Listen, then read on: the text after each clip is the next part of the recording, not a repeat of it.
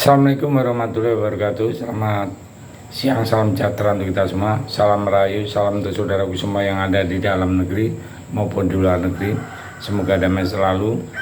Yang baru sakit mudah-mudahan cepat sembuh. Yang beraktivitas mendapat rezeki yang banyak dan berkah. Pasca putusan MK nomor 90, kita tahu pada waktu itu rakyat Indonesia tersentak, termasuk saya. Tersentak karena kita melihat bahwa ada fenomena yang sangat tidak kita inginkan. Kita tidak duga bahwa seorang Presiden Jokowi yang selama ini sangat kita banggakan dan kita idolakan mampu melakukan manuver yang merusak demokrasi. Nah, itulah kenyataan pahit ya. Beberapa orang berusaha untuk menyangkal bahwa ini tidak mungkin ya. Nah, yang Pak Jokowi lakukan hal ini mungkin ada orang lain, ternyata kenyataan yang terjadi demikian. Nah, jadi sehingga terjadilah perlawanan dari civil society, akademi terkait dengan manuver Presiden Jokowi, apalagi setelah putusan MK nomor 90 itu benar-benar dimanfaatkan sebagai golden ticket bagi anak sulung Presiden Jokowi untuk menjadi calon wakil presiden dari Pak Prabowo. Ditambah lagi ada putusan Majelis Kehormatan MK yang akhirnya kita bisa mengkonfirmasi kemarahan kita bahwa adanya memang terjadi pelanggaran berat, pelanggaran etika dan moral yang dilakukan oleh Ketua Mahkamah Konstitusi. Waktu itu yang bernama Anwar Usman, yang notabene adalah adik ipar Presiden Jokowi dan tentu saja paman dari Gibran. Ada nuansa konflik of interest yang sangat kuat ya. Tidak bisa kita bantah lagi. Nah, setelah itu banyak sekali gelombang protes disuarakan oleh berbagai elemen masyarakat, akademisi, civil society, bahkan kelompok-kelompok mahasiswa pun juga bergerak menyuarakan seperti itu.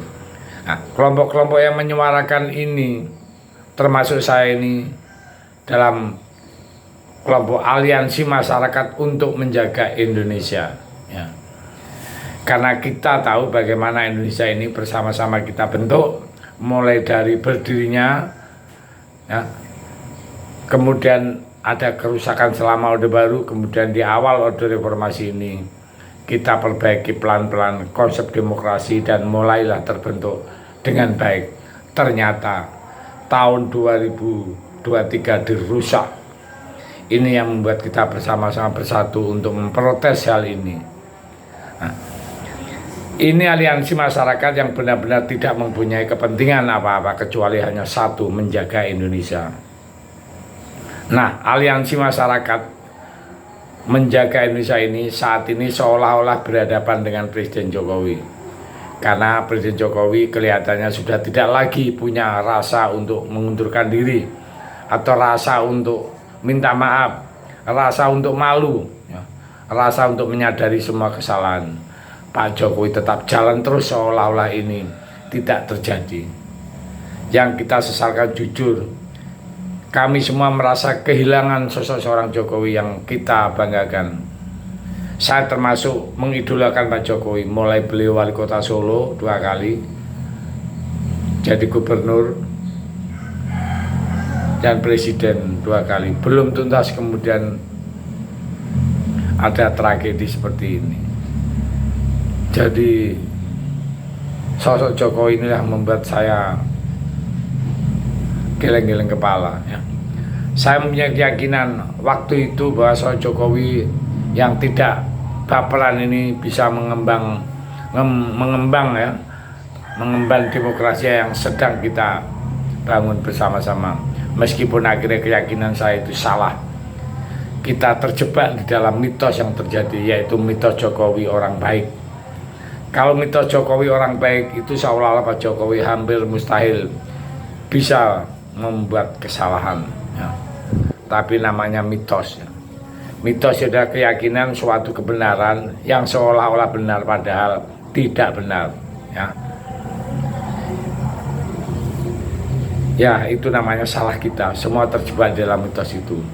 Kita menyadari sekarang kan, kita bersama-sama dengan kelompok sosial masyarakat yang lain, mulai civil society, kemudian mahasiswa, akademis, untuk bergerak bersama-sama menyelamatkan Indonesia, untuk menyadarkan Pak Jokowi dan mengharapkan beliau minta maaf dan menarik manuver-manuver yang dilakukan.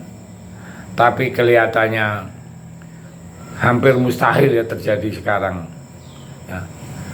Bagaimana kita menyelamatkan Indonesia secara demokratis ya. Jalan yang dikorbankan ini adalah rakyat.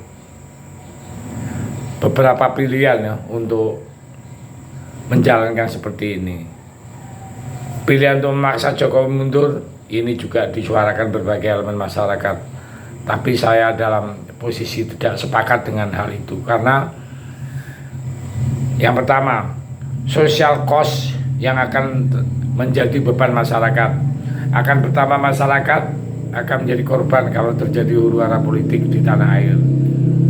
Yang kedua, saya ingin membangun presiden yang baik. Jangan ada presiden seperti zaman Presiden Gus Dur dimakzulkan di tengah-tengah jalan.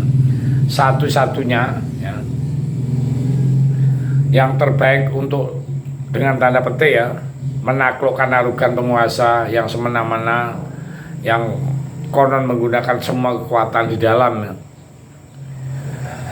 Apapun yang dipakai ya, dengan pemerintahnya adalah memenangkan sosok yang bisa menyelamatkan Indonesia, yaitu Ganjar Pranowo dan Mahfud MD.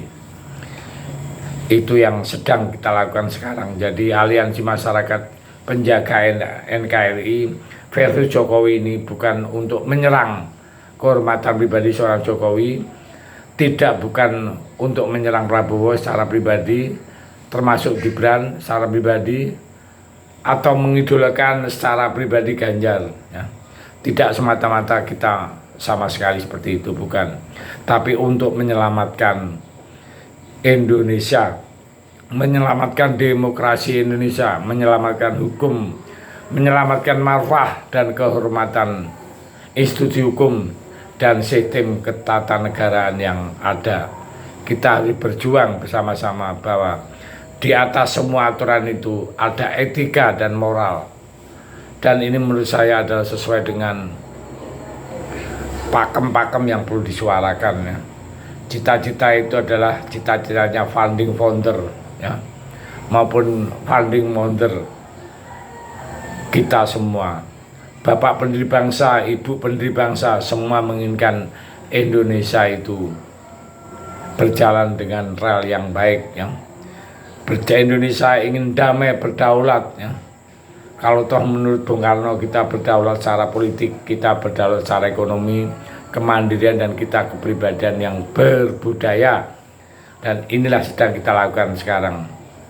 Jadi jangan dianggap saya atau teman-teman saya menyuarakan seolah-olah keras kepada Pak Jokowi, itu seolah melawan Pak Jokowi secara pribadi.